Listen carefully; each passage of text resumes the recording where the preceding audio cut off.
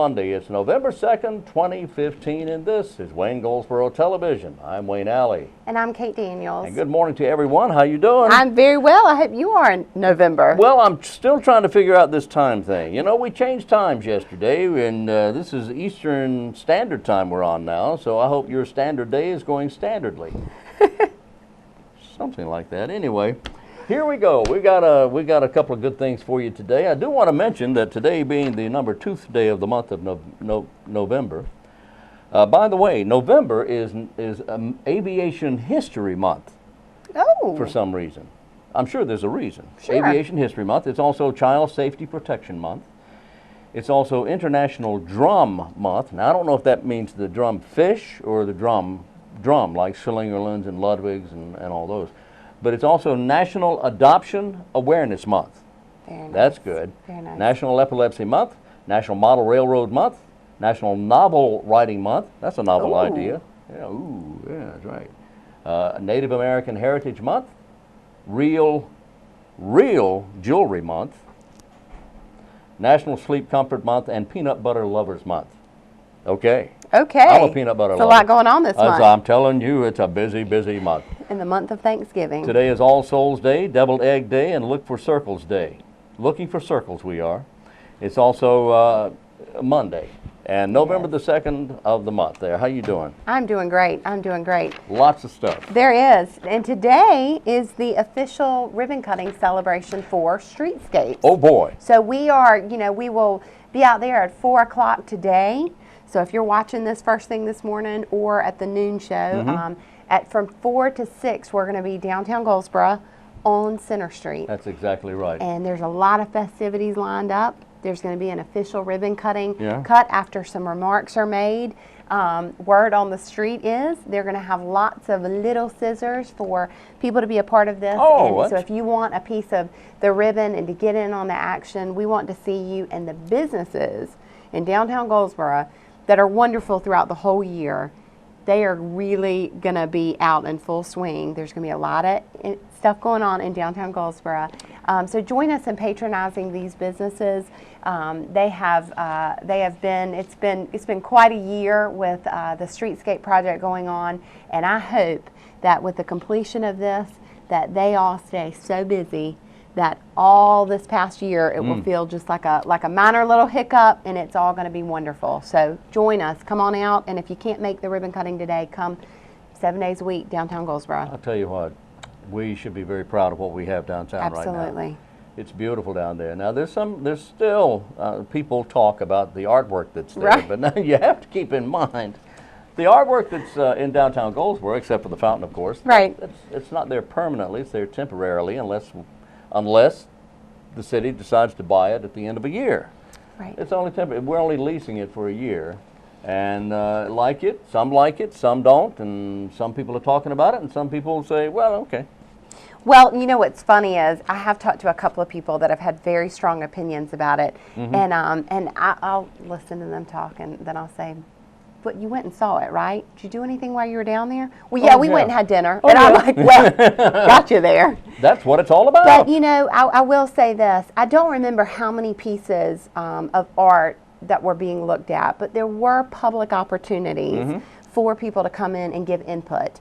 And it was through online social media, and it was put out through newsletters. It was in, a lot of different avenues. So when the public is asked for their opinion, be it a survey or anything else, speak up for it. We're in the season of elections, and it is so important that we have our voice heard, have your voice heard, and go out and vote. Don't make an assumption that everybody's going to like the piece of art you like, or like the person who's running for office that you do. Don't make an assumption. Make your voice heard. So I've got a story. You're not going to believe this. What is it? I was, here at the courthouse, we're very near the elections office, Board of Elections office, and there was for the primary the other day. They were holding primaries, and people were going in and voting early for the election. And actually, this is for the voting early for the election. Anyway, one of the candidates was there. And a candidate running for public office here in the city of Goldsboro. Okay. And this person said that she had just had an interesting conversation with a voter. a person she had known for many years, a person this person had known for many years. So the voter said, gee, if I had known you were running, I would have voted for you. Duh. That means that the person who voted didn't even know who was running for office. Yeah. How could this person have made an intelligent decision about Sure. the person that she wanted in public office if she Sure. didn't know who was running? Right. I don't Right. get that. Well, and it lies within each of us to do our homework. Yeah. And you know, do your own homework. Don't do just a Google search on somebody. Really look and see where they stand on an issue, how they've voted before. I mean, that certainly matters, but people's opinions change and their philosophies. I mean, you know, all that. So do your homework. Do your homework. Yeah. Oh, that's disheartening. Yeah. It's one couldn't thing we believe it. need to get to the polls, and the second thing is we need to make good, sound decisions. It's not like when I've done a fantasy football draft and I have chosen my teammates by who had the best names or who may or may not have been the cutest. Oh yeah, there you go. This is, you know, we are electing people that are dealing with $1 million budgets. They're affecting the decisions that are being made today are going to affect what happens in our communities in 6 months, in 6 years, and in 60 years. So we all know the ripple effect. It is serious business. And if you are able to vote, please vote. And I would say that if you don't know who's running, don't vote, but that's not a good idea either. It's your responsibility as an American, as a voter, to get out and vote and know who's running and for what they stand and for whom you want in public office. Right. It's your responsibility. So at the end of the day, when all the votes are counted and the person wins who won, and you say, well, I don't like that guy at all. Well, did you vote? Well, no, I didn't vote today. Right. But I still don't like the guy. Well, that's none of your business, Yeah. frankly. It's you get with the program and do your homework, like you said. We are lecturing on I this am Monday. telling. Get me off my Come soapbox. on. Yeah, I'm telling you. Well, let me tell you about this. Tell me There's gonna something. be a job fair Right. for Wayne County veterans. A community job fair for Wayne County veterans Thursday, November 12th, the day after Veterans Day. Military veterans from 1 until 2 p.m. and then the community is invited to participate in the job fair from 2 until 4 p.m. on November 12th. If you're a veteran, you're looking for work, here's an opportunity for you. And if you're just looking for work and you're not a veteran, you can still go from 2 to 4 p.m. Some of the industries represented will be customer service industries, the education industry, construction, distribution, processing, public safety, retail sales, training, transportation, warehousing, manufacturing, and a whole lot more. And you need to bring your driver's license or identification card. They're not the same thing. Bring a resume, bring your DD-214, bring your security clearance credentials if you have them, a career readiness certificate if you're military, of course. All those items. But now if you're not military, you don't need to bring your DD-214 because you don't have one, or if you weren't in the military. But anyway, dress for success, prepare to complete applications on site, have an introduction that sells. Hi, my name is Wayne Alley, and I'm here to sell you a vacuum. Okay? Just, anyway, an introduction that sells. Leave the children at home. Please, leave the kids at home. Anyway, that's November 12th, and it will be taking place at the Wayne County Public Library at 1001 East Ash Street. That'll here be in a great Goldsboro. event. It And will the be a day great event. before is the parade, The correct? Veterans Day Parade, Downtown. yeah, downtown, yeah. I've So- been in touch with a bunch of people about that. You have. That's great. Yeah. Has somebody been on the show yet? Not yet, but Bill coming up Bill soon. Graham is going to be with us. That's we're Great. kind of halfway scheduled. Bill Graham of the Veterans Coalition and Vic Miller will be back in here with us Great. to talk to us about the parade. Oh boy.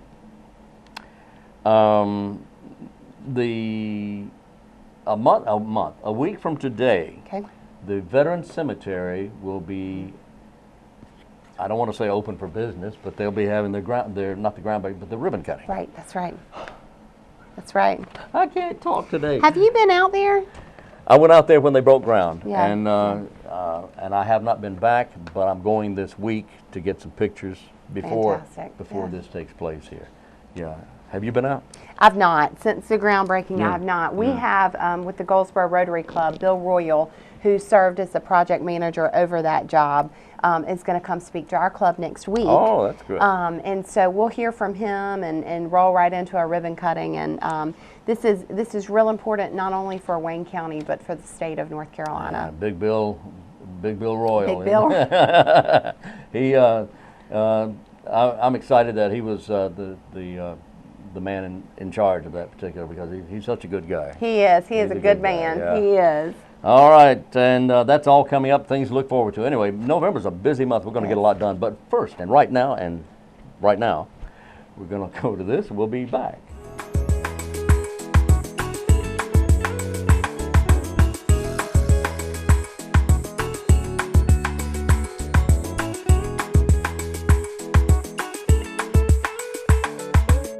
Today we're talking with Bob Murray, and Bob is the chair of the Department of Visual Arts with the University of Mount Olive. Hey, man! Nice to see you. Good to have you with us here. Hope you're doing well. Yes. All right, so how long have you been at the university? 10 years. 10 years? Yeah, this is actually my 11th year. Going into your 11th year. And Yes. tell me about the Department of Visual Arts. What do you do? The Department of Visual Arts is brand new in the sense that we've changed the name, and we now offer 3 degree programs. A BA, a Bachelor of Arts in Fine Arts, Okay. and a Bachelor of Arts in Photography, which is a new major for us, Great. and a Bachelor of Science in Graphic Design.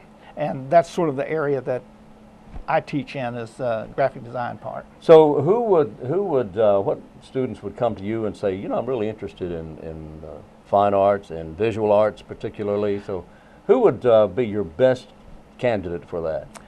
We get a lot of transfer students from community colleges, local community colleges, and community colleges that are way out of state Really? as well. Yeah, we have a lot of students from out of state, and actually international students as well. I think that the community college students are more aware of what graphic design is because they've had some exposure to that, and they know what photography is, obviously. And so we get a lot of inquiries from those students. High school students, we have visitation days. We have a visitation day coming up on the 11th of November. Okay. And students come in, and we try to attract them to our booth, and because they're curious, you know, they want to go around, and they're young and they don't know what they want to do. Right. And we're forcing them to say, what are you going to do for the rest of your life? And they don't have an answer. At 17. At 17, they don't know. Exactly. Right. But we show them that it's an outlet for them. Mm-hmm. If they're interested and they've been doing visual arts, if they like to work on a computer, that's sort of my area, or if they like to paint, draw, if they like to take a lot of photographs, and of course everybody's got a camera basically when Everybody they've got has a their smart camera now, phones, yeah. Yes. We show them what they can do. We have samples of student work there and everything, so we invite them over to the department, show them how things work. I've even had high school students request a visit, and I say, I'll tell you what, you sit in on a class, Oh. and I'll let you log in on a computer, and you can go along with the Oh, class. wow. And I'll Oh, show you that's- what you might be expected to do, and it's usually it's a freshman class. That's got to be exciting for them, though. Well, yeah, it really they- is. they like So, and since you brought it up, this is long since I did anything in class with a camera, but do you actually cover smartphones and photography? At all? We do. Do you really? Yeah, we've actually had a show where the students used their smartphones and did the square format that you can Really? do on your phone, and we hung them on a clothesline. And the students had so much fun doing that. They don't seem to panic when they're using their smartphone. But Yeah. you give them, you put the $800 camera in Yeah. their hands, and they're, what do I do? What do I do? but we show them what to do. Wow. And, so Professor Larry Lean is basically our photography guy. He's got an MFA in photography from the Rochester Institute of Technology, and Rochester, the home of Kodak. yes, the once famous Kodak. Once famous Kodak, yeah. He's. I even teach some of the Photoshop classes to the photography students, so they get a double whammy that way. So with a 4-year degree in graphic arts or photography, what can a young person expect to do with that? Okay, that is the big question. That's the big Parents ask that big question because sometimes I get the feeling the students I know when I was a student, I didn't even think beyond 4 years. You know, I was thinking next semester. I was thinking about 4 days from now, you Yeah, know, instead of 4 exactly. years. But they can expect to get sort of an entry-level position at publishing houses, print shops. Now, photography, you're going to, always my suggestion is try to apprentice with a photographer. And there are plenty of photographers that love to have students in photography come and apprentice with them. And they learn how to do on-site shots, studio shoots, and that kind of thing. And they learn rapidly. Then they can go on and become freelance photographers, or they can work for a newspaper, they can work for a television station, that kind of thing. So the graphic design students is kind of these students want to go to graduate school sometimes, okay? Right. Photography students, we recommend, yeah, if you want to go to graduate school, go to, and we tell them to go to graduate schools. The fine arts students either go into teaching or they go to graduate school. They also can work for galleries. They can work in various parts of the education realm, working as registrars, assistant in the art department, large art departments that have plenty of fine art, expensive fine art pieces. And they get to learn how to operate a gallery. The graphic design students, it's a little tougher because a lot of the big schools like NC State, where I went to school and graduate school, they really prefer that a graphic design student have 3 years of professional experience before they go to graduate school. And it comes back to being an apprentice. Right, exactly. Starting as an And that's the best way. The students want to get that big, high-paying job, and they're just, you know, there's a myth out there somewhere. You don't start out as the vice president with a car, No, right? No, you don't. And you don't start off as a senior art director. No, you don't. Which is good because there's no pressure on you then. You that's go right. in and you learn under an art director, and you learn things working in an ad agency is what I like to recommend some of my better graphic design students go ahead and do the trial by fire and work in an ad agency. Well, tell me, does a student come to you with a gift, or do they develop that eye for proportion and composition? Okay, some do, some don't, and That's a some, good answer. and some do on the other thing. Okay. We get students that come in that just have the talent. Okay, they've been doing it. All their lives. They have that connection, the visual hand-eye coordination that lets them know how to draw, lets them see. They just have the ability to see things, not just look at things. And then some students know they want to do that, and that's good that they want to do that. So what we can do is we can accelerate the development of their own personal aesthetic. We sort of say, do it this way until you know how to do it this way, then start doing it your way. On your own. And you will develop your own personal aesthetic. Not everybody, I was a medical illustrator, and everybody just looks at my medical illustrations and, I want to learn how to draw like that. Yeah. Well, you don't have to draw like that. You can draw everybody can draw. You just draw your way. And so we're really interested in letting them find their own aesthetic, because I don't want a bunch of Bob Murrays going out there, you know, doing the same thing over and over again.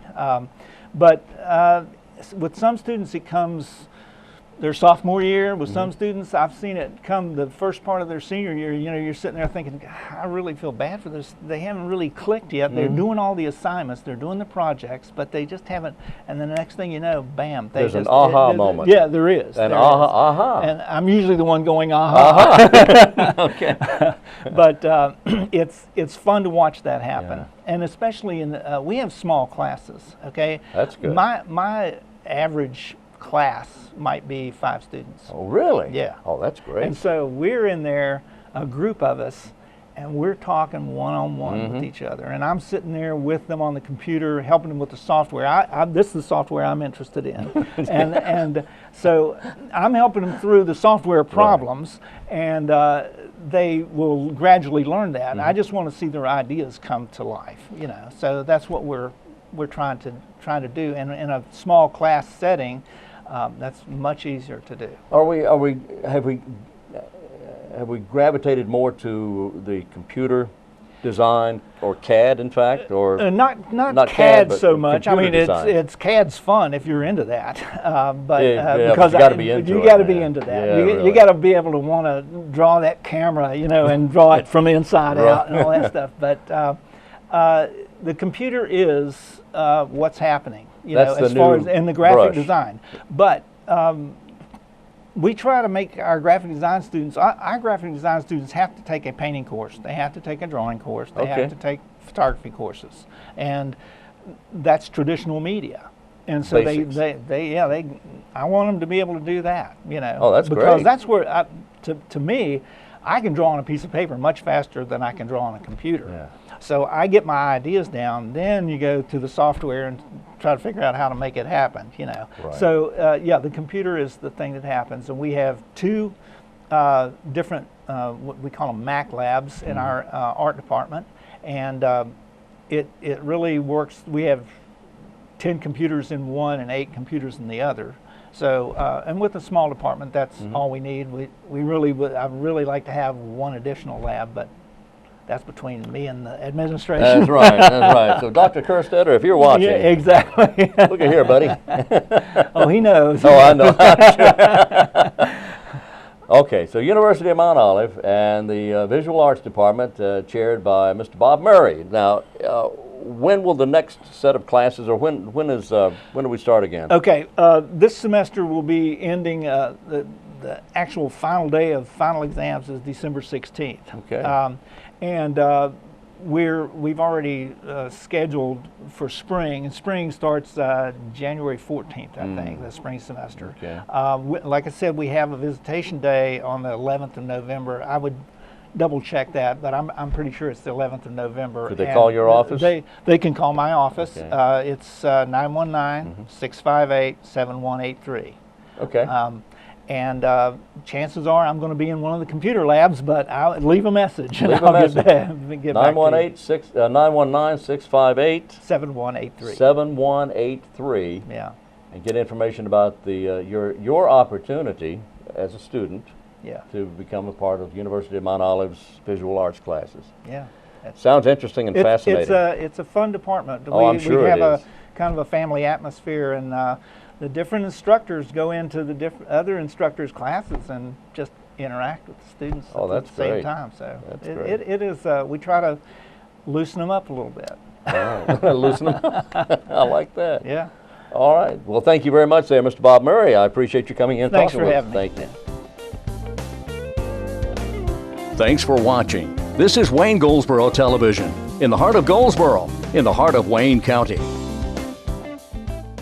Today, Sgt Paige Learnard of Crime Stoppers comes to the studio and tells us about another crime that's been committed, crime of the week. And Right. we want to talk about that and see what the public can do to help. This is more than a crime. This is crimes with the plural. And unfortunately, we are having a very harsh rash of stolen lawnmowers. Lawnmowers. But we are talking about high dollar lawnmowers that are a lot of these zero turn mowers. And they seem to be hitting our area schools. Not just in Wayne County, but there is some other surrounding counties that are having this problem. But we definitely want to make the public aware of what's going on. And today I kind of want to talk about some cases that are in the county and in Okay. the city. On October the 8th into the October the 9th, Spring Creek High School, which is off of Highway 111 South, they had a 52-inch riding lawnmower stolen. Big one. Just that one alone is a $6,000 lawnmower. Ooh. And between October 9th and the 12th, Southern Wayne High School, which is on Fulcher Road in Dudley, they had a 2012 Red Bush riding mower valued at $83.79. So it's $8,379. Wow. They also had a GRA riding mower valued at $7,200 and 2 Echo weed eaters stolen. And the Echo, those Echo weed eaters were $800 in value right there. Great day. Between October 13th and the early morning hours of the 14th of October, Brogdon Middle School was hit also, which is, that's off of 117 South. And they had a 2010 Brown GRA riding mower stolen. Okay. It also was a 61-inch zero-turn style mower. So we're talking about a large mower. Right. Between October 13th and October 15th, the there was lawn care equipment stolen from the Eastern Wayne High School, that's 1135 East New Hope Road. And what was stolen from them was a grasshopper riding lawnmower, which is a 61-inch mower. Another big one. It's brown. It's valued at $8,000. Okay. A Kawasaki weed eater, which is red and black, valued about $245, $250. And they also had 2 Echo weed eaters that are beige, valued at about $400 each, stolen from them. Wow. Yeah. So somebody's really cleaning up here. Right. And then, unfortunately, There's again, more. we had more. October 24th, the United Soccer Club uses property at Greenwood Middle School here off of East Ash Street. They had a zero-turn 60-inch red Gravely mower stolen from the shed located there. That's a $3,500 motor. And then on October 24th, Eastern Wayne Middle School, which is out there off of Central Heights Road, they reported between the 23rd and the 24th, they had 4 mowers stolen just from them. A Grasshopper zero-turn, a Craftsman zero-turn, a Toro, and a GC push mower. All of that valued at about $17,000. Now, thinking back, I know that wow, that's a lot of money. That's right. Looking back, I know the 24th was a Saturday. Did all these take place on like a Saturday, or is there any pattern to that? Well, I would say the pattern just seems to be in the night hours. And the pattern we could say, seems to be school properties right now. School properties Right. at night. Yep. So would that indicate, and I don't mean to ask you to speculate, but I guess I am asking you to speculate. Does that mean that more than likely the perpetrators here had been to that property prior? Well, obviously I don't have the answers for that, but this is high-dollar equipment located in specific spots, a lot of times in certain areas on school property. So I would have to say, obviously these persons, and it could be, more than one group doing this, right now they're definitely concentrating on schools, and they're able to get in and out quickly. I like to remind these schools, you might want to revisit how you are storing the property.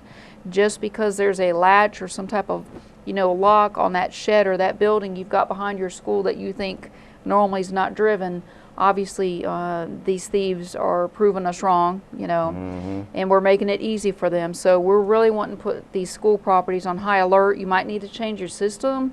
These locks, as somebody recently told me, they are meant to keep the good guys out, basically. Yeah. Or if I'm saying that backwards, the old saying. No, it's to keep the honest people honest. Right, there you go. Thank you for correcting me. That's what he said. Yeah. And, so unfortunately, these little locks are not enough to keep these thieves. And people that are on the road, if you see it's 2 o'clock in the morning and you see a truck or some type of vehicle pulling some type of trailer that might have 1, 2, 3 riding mowers, that might be a sign. And we would definitely love for you to call. You can call 911 under this circumstance and say, hey, I know there's a lot of stolen riding lawnmowers going on now.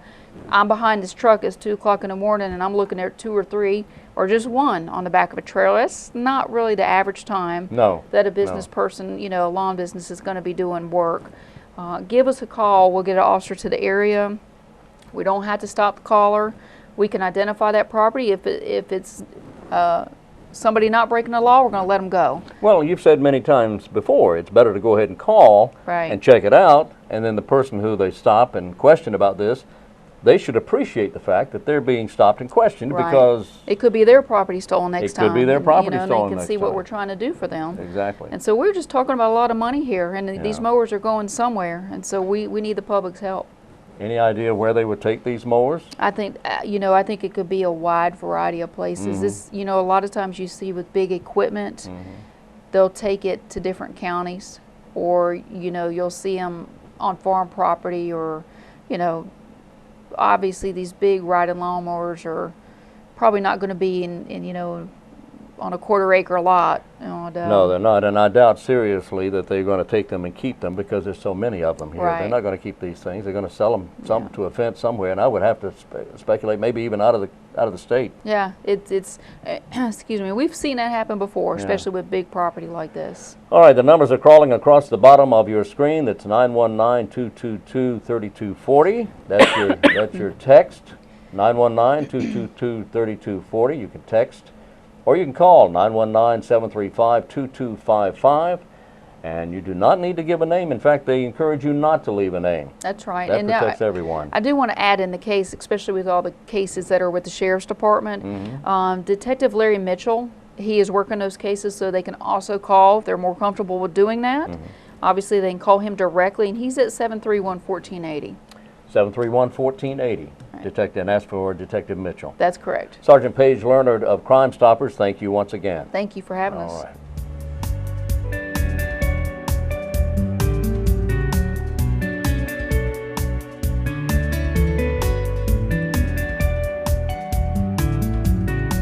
We're back on Wayne Goldsboro Television. This program airs at 7 a.m. and it will air again. It will repeat at noon, then again at 5:30 p.m. Okay, so if you miss something, you can catch it at those times, or you can go to our YouTube channel and watch it on YouTube. There you go. Okay, we mentioned that. November is a month when Wayne County communities and veteran service organizations come together to recognize and remember our military for their commitment, their service, and their sacrifice for our nation on Veterans Day. As a part of our county's Veterans Day celebration, we're observing Employ a Veteran Week, which is what I just told you before the break. With the annual Wayne County Veterans and Community Job Fair that will be Thursday, November 12th, 1 to 4, the Wayne County Public Library. Veterans go in from 1 to 2, specifically for veterans, and then from 2 until 4 p.m. it will be the community will be able to find a job, find a career. This year, military members, spouses, and veterans will receive priority access from 1 till 2 p.m. All right, this word coming from Jennifer Polk, who is the Jennifer is the manager of the what used to be the Employment Security Commission. They don't call it that anymore. They do not. They do not. The Goldsboro, North Carolina Works Career Center. There you go. It's still the Employment Security Commission. That's to me. right. And Yeah. if you go online, if you've not done this in a while, if you go to ncworks.org or .com, does it have it on here? NC I want to make Works? sure I tell NC you. Works. ncworks.com. If you go to ncworks.com, you will see all the current job listings in Wayne County and all over North Carolina, but you can filter it to Wayne County. You can filter it to part-time, full-time. You can upload your resumes. Oh boy. Now that is a new feature. Oh, boy. And they also have an app you can download. So it is, they've redone their site. So if you're watching this and you're like, I've been there before and it wasn't easy to navigate, I have great news for you. It has been totally redone and it is very user-friendly. Debbie Grady sent a note to me, and she said the Sugarfoot Shag Club president, Joanne Williams, wants to talk to us here on the program. Great. There's going to be a charity event set up for Mike Overman that will be held at Lane Tree on November 21st. So she's going to call us and set up a time and a date for that right there. So Great. looking forward to that as well. Joanne will be talking with us about that. Okay, we've got the They are streetscape some thing dancing talking. fools, aren't I'm they? telling you, the Sugarfoot Shag Club. They're very well known. Oh yes, they are. They go all over and dance, and I don't know how big of a group it is now, but everybody knows Sugarfoot. Oh yeah, Shag everybody Club. knows Sugarfoot. Anyway, we'll be back tomorrow. We ready? Yes. We'll be back tomorrow, and maybe by then I'll have my mouth and everything's all straightened out. I don't know what day it is. Tomorrow being Tuesday. Of course, we'll be here tomorrow morning at 7 o'clock, and we hope you're able to join us at that time. Until then, I'm Wayne Alley. And I'm Kate Daniels. And this is Wayne Goldsboro Television.